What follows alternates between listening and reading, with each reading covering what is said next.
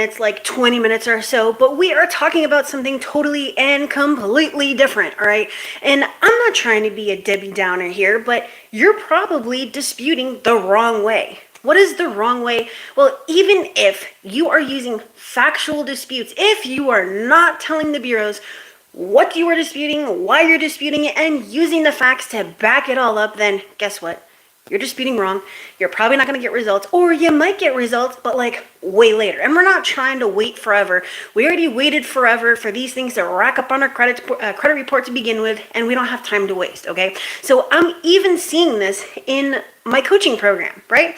Because anybody that's in my mentorship coaching program, I have them submit their dispute letters, right? I mean, obviously, how else would I be able to assist you unless I see firsthand how you're actually disputing, right?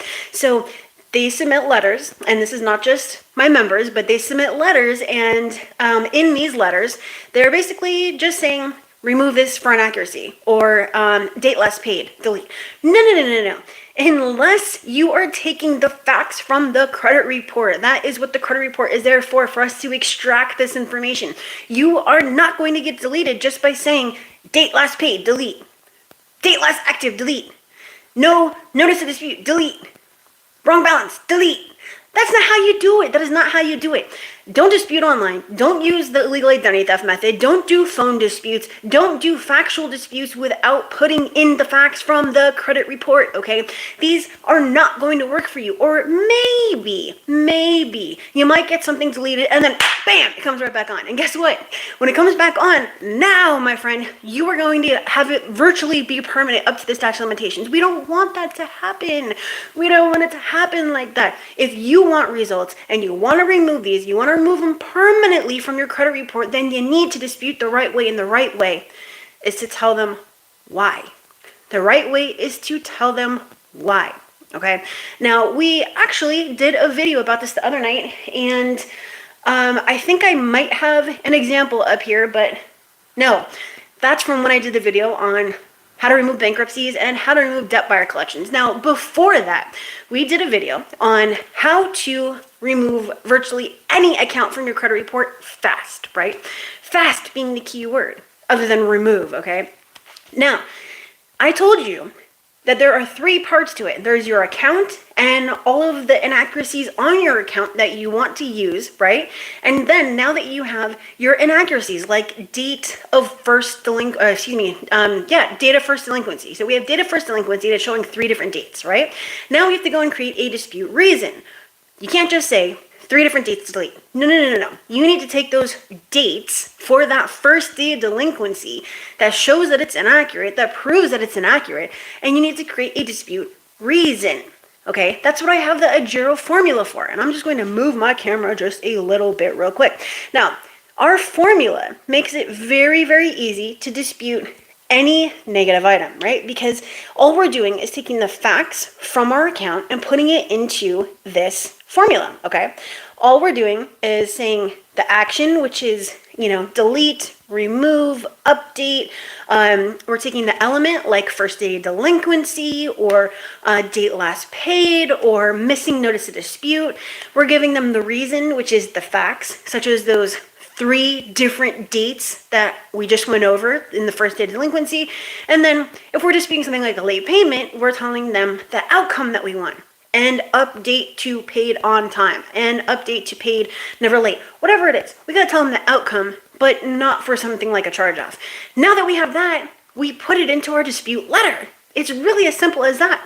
But again, if you are not backing your argument with facts from the credit report, then you don't have an argument, and it's not going to work.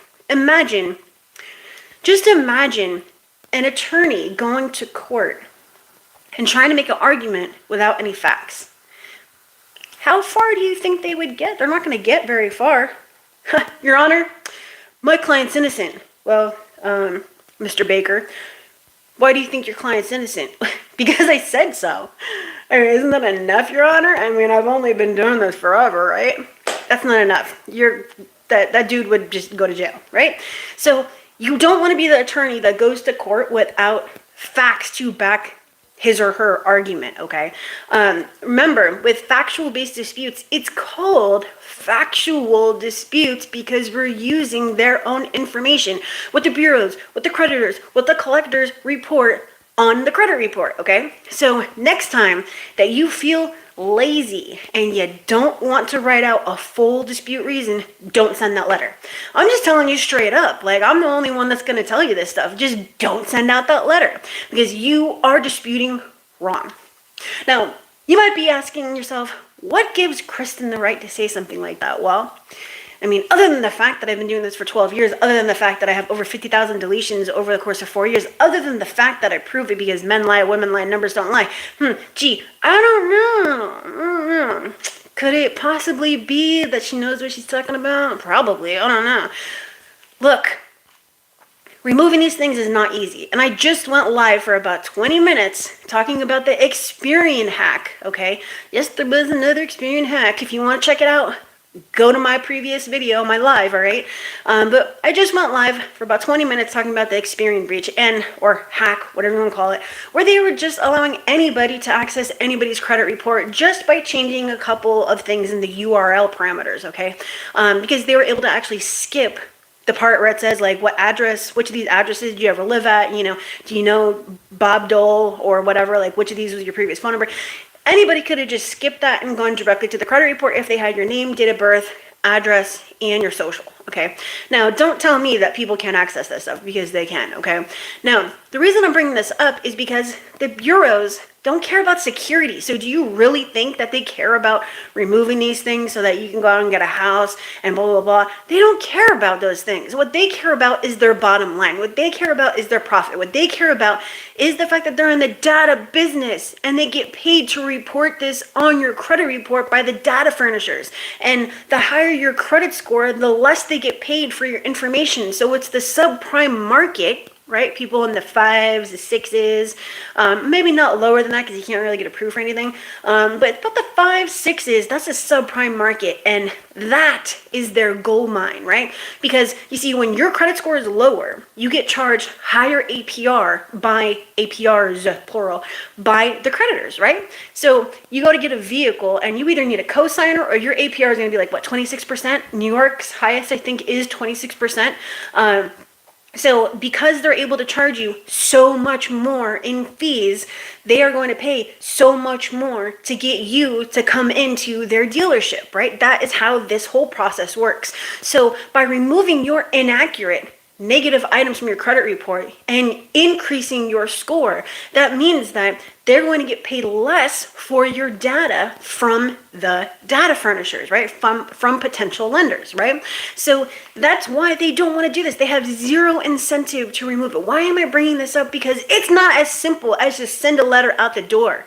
It's not as simple as they make it, okay? I was actually just on a call prior to my first live, about 30 minutes ago now, where the guy was like, real nice guy, right? But he was like, well, you're telling me, like, 6 months, blah, blah, blah, for these charge-offs, but I see all these programs out there for like 14 days, right? Okay, you got to realize that if it really were like that, if it were really true, don't you think that that person would be having lunch with the president because he or she was able to come up with, like, the instant cure to bad credit, right? There's only 68 million people with bad credit, and, out of the 270 scorable consumers in the United States, right? So, I mean, that's kind of like curing cancer, right? Because bad credit is like cancer. It just spreads. It spreads. So if there were some sort of secret sauce to put on top of that taco, then hey, there would be 68 million people with bad credit. Having said that, what they do is they take their best results and they create a program off of it, right? So 14-day, 30-day, 60-day, 90-day Kimosabi Mitsubishi program, okay? So now they did that because they were able to get 4 people out of like 5,000 results in a short period of time. Well, if it were like that, then I would have a 5-hour program because I've removed bankruptcies in 5 hours. I've removed charge-offs in 24 hours. So now I'm just going to go out and I'm going to market myself on my videos because I don't pay for ads. Market myself on my videos as having a 24-hour program. It's the 5-hour wonder, right? No. People wouldn't be homeless. People wouldn't live in projects. People wouldn't not have money. People wouldn't need food stamps. People wouldn't need to go to the food pantry. People wouldn't be driving hoopties. I wouldn't have had to call my dad to turn my power on. I wouldn't have had to call my sister to get my internet on. I wouldn't have had to choose between my lights and food, right? Because you just don't have to pay your bills and, get it put on your credit report and wipe it off and do it all over again. Life would be very different if it were like that. So next time you see those shiny object programs, turn and walk the other way, because you need to respect the person who's telling you the things that you don't want to hear, right? Because that's probably the truth. It's probably the truth. It's the hard way that is normally the right way to do things. And it kind of goes for every sort of aspect of life, okay? And I'm not trying to get into some theological, spiritual, whatever. I'm just saying, real is real, okay? So if you want to remove your negative items, there is a way to do it, but it's not going to be by, number one, being lazy, or number two, doing something illegal, or number three, just listening to someone because they say that they have the pot of gold at the end of the rainbow, okay? That pot of gold doesn't exist, but that pot of gold is going to be your money going into their wallet, and you're not going to be able to get it back. You're never going to see it again, right? So what do you do to remove these things from your credit report? You need to back your argument with those facts, okay? And you can go back just 3 or 4 videos where I'm explaining right here where my whiteboard is. Literally, my whiteboard is right there, okay? You can go back a couple of videos where I break down how to create the perfect dispute letter and the perfect dispute reason, so that you can just put 2 and 2 together, and maybe you're just missing one aspect of it, and that one aspect that you're missing is going to change the game for you, okay? But you got to figure out what it is, because right now you are probably disputing wrong. All right, so take what I say as nothing other than motivation, because no one else is going to tell you this crap, all right? So if you want to remove your negative items, you can. If you want to get, financial freedom, you can. If you want to be financially confident, you can.